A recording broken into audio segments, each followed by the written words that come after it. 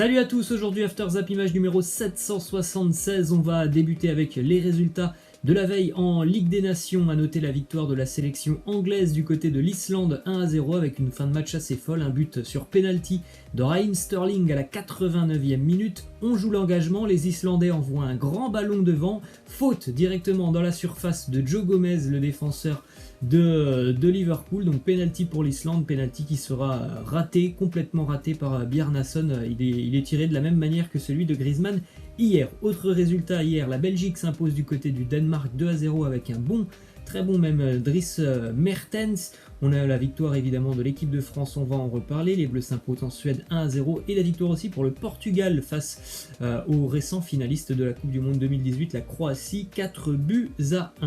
On débute donc avec la victoire des Bleus du côté de Stockholm 1-0 grâce à un but de Kylian Mbappé juste avant la mi-temps dans un angle assez improbable, ce but de Mbappé. Une victoire évidemment importante pour bien débuter dans ce groupe de Ligue des Nations. On rappelle le groupe de l'équipe de France, donc les Bleus, la Suède, le Portugal et la Croatie. On a aussi cette petite info sur cette image, Antoine Griezmann qui rate complètement un penalty dans le temps additionnel. C'est dommage pour Griezmann parce que ça aurait pu lui donner un petit peu plus de confiance pour la suite de la saison et pour le début de saison du Barça. On rappelle la petite statistique aussi qui fait mal à Griezmann.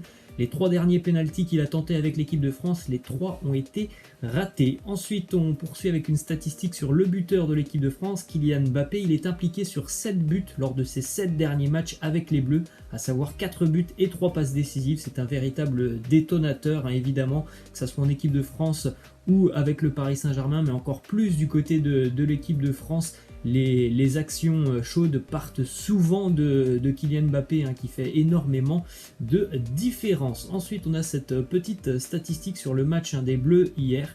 C'était le premier match de l'équipe de France depuis le 17 novembre 2019, une victoire en Albanie 2-0, soit il y a 293 jours. Il s'agit du plus gros écart entre deux rencontres des Bleus depuis mai 1946, mars 1947. C'est vrai qu'on a attendu longtemps avant de revoir l'équipe de France, donc peut-être qu'hier il y en a qui ont été un petit peu déçus, qui se sont peut-être un peu ennuyés devant le match des Bleus, mais il faut aussi dire qu'il y a eu cet arrêt du football lié au Covid, donc ça fait quasiment 300 jours que les Bleus n'avaient pas joué, ensemble. Et puis à noter aussi hier quand même que l'équipe de France a joué dans un dispositif qu'on ne voit jamais sous l'ère Didier Deschamps. Regardez la compo des Bleus hier avec notamment Kimpembe, Varane, Upamecano en défense. Sur les côtés un petit peu plus haut, on retrouvait donc Digne et Dubois en milieu de terrain, Rabiot, Kanté et Antoine Griezmann, et puis en pointe devant, donc 2 attaquants, Kylian Mbappé et Olivier Giroud. C'est assez rare de voir l'équipe de France comme ça, et on rappelle aussi, certains joueurs avaient repris le championnat, d'autres sont en pleine phase de reprise avec leur club, donc il y avait aussi des problèmes physiques, on va dire, du côté de l'équipe de France. Tout le monde n'était pas au même niveau. C'est pour ça aussi certainement qu'on a vu un match un peu ennuyeux, mais bon, c'est pas que la France qui a été ennuyeuse, les Suédois étaient du même acabit. Ensuite, on a une petite statistique sur un joueur qui a été impressionnant hier, comme souvent en équipe de France, et d'ailleurs ça fait vraiment plaisir de le revoir à ce niveau parce qu'il a vécu une année assez compliquée avec les Blues de Chelsea, souvent touché par des blessures. C'est N'Golo Kanté hier, très très gros match de Kanté. Il est le premier joueur à récupérer au moins 10 ballons lors de 5 matchs consécutifs avec l'équipe de France. Hier, il en a récupéré 13, N'Golo Kanté.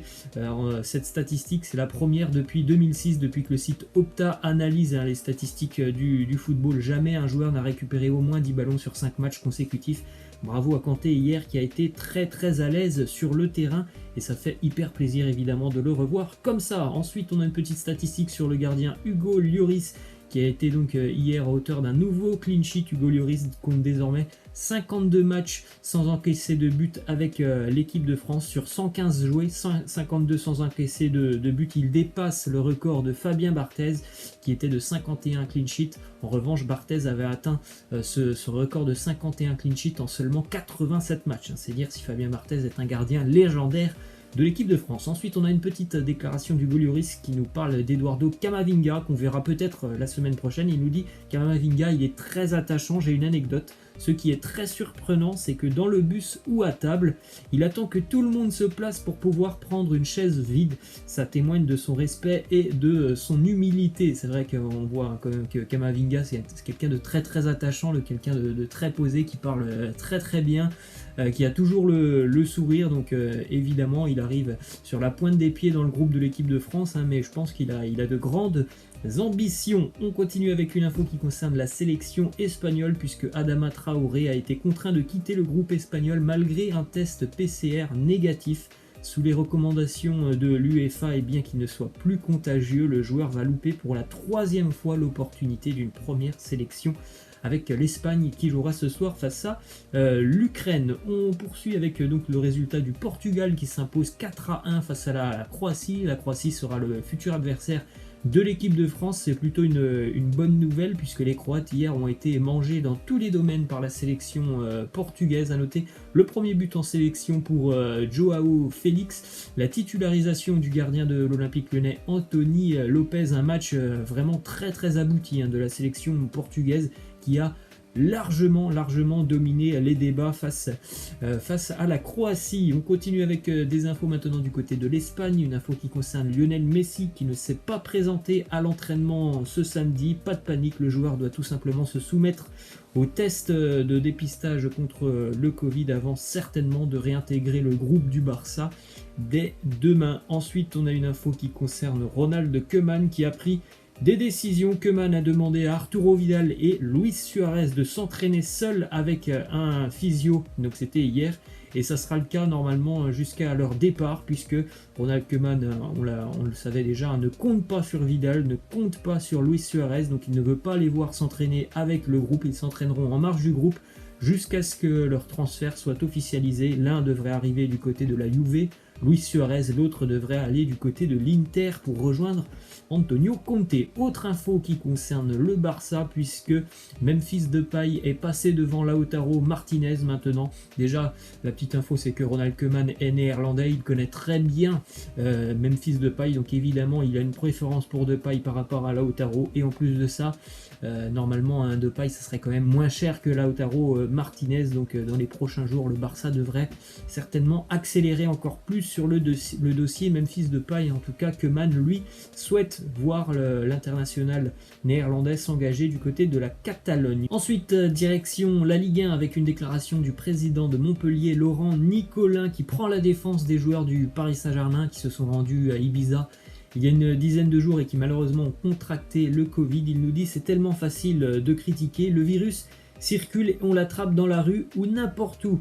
On n'est pas à l'abri de faire un repas de famille à la maison ou une grillade et de l'attraper. Malheureusement, c'est une triste réalité. C'est facile de tomber sur les joueurs du Paris Saint-Germain, mais ils auraient certainement pu aussi attraper le Covid en restant à Paris. Le virus circule partout, que ce soit à Ibiza, Paris, c'est la même chose. Donc malheureusement, c'est un peu simple de tomber sur les joueurs du Paris Saint-Germain. D'ailleurs, petite info du côté du PSG, arrivée officielle, il s'est engagé hier pour 4 ans.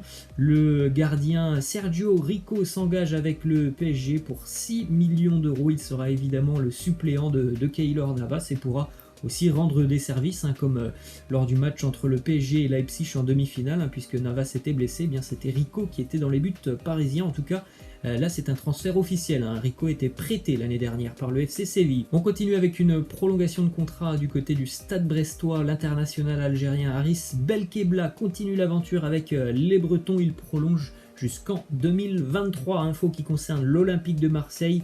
Selon le quotidien L'Équipe, l'OM dispose d'environ 9 millions d'euros pour recruter un nouveau numéro 9. Donc 9 millions d'euros, c'est pas énorme, évidemment, pour recruter un numéro 9 d'envergure.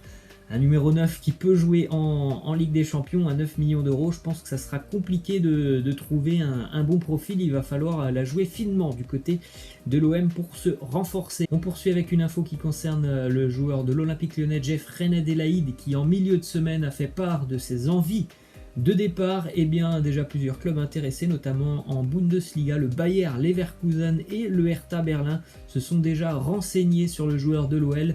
Après, on a aussi compris que pour l'Olympique Lyonnais, l'ambition c'était évidemment de garder le joueur. Une info aussi assez incroyable puisque le Stade Rennais a pris contact avec l'Inter Milan et Diego Godin pour évaluer la faisabilité d'un transfert de l'Uruguayen cet été. Info qui a été reprise par beaucoup de médias, dont Ouest France, qui est un média qui suit énormément le Stade Rennais. Une info assez surprenante, puisqu'à mon avis ça doit quand même coûter très très cher, Diego Godin, surtout au niveau du salaire.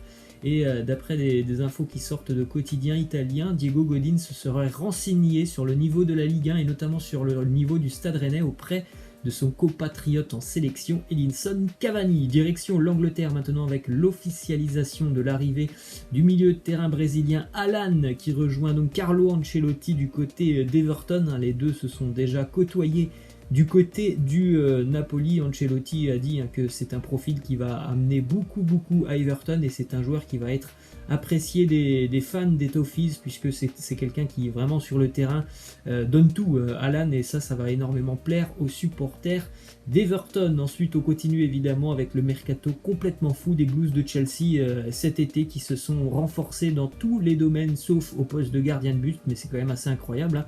Kai Havertz, Timo Werner, Ben Chilwell, Hakim Ziyech, Malang Sarr et Thiago Silva. Il y a beaucoup de jeunes joueurs et puis cette touche d'expérience avec Thiago Silva, on peut penser que les Blues de Chelsea seront vraiment une équipe à suivre dans les prochaines années. Ensuite une arrivée du côté de Wolverhampton, Fabio Silva, jeune pépite portugaise de 18 ans, quitte le FC Porto pour s'engager du côté des Wolves contre 40 millions d'euros, transfert record pour Wolverhampton, c'est le transfert le plus cher de l'histoire des Wolves. Évidemment, il rejoint une équipe qui est constituée d'énormément de joueurs portugais. Ils sont pas moins de 10 portugais dans l'équipe de Wolverhampton. Évidemment, les Wolves comptent plus de portugais que de joueurs anglais au sein de leur équipe. Ensuite, on va terminer les amis avec une petite statistique sur Victor Osimhen qui s'est engagé du côté de Naples il y a à peine un mois. Et bien en deux matchs amicaux avec le Napoli, déjà 6 buts pour Victor Osimhen, qui a été auteur hier d'un triplé. C'était le cas aussi lors de son premier match avec le Napoli. 2 triplés déjà pour Victor Osimhen, c'est plutôt une belle acclimatation pour lui du côté de l'Italie. Voilà les amis, c'est la fin, je vous laisse et je vous dis à la prochaine. Ciao.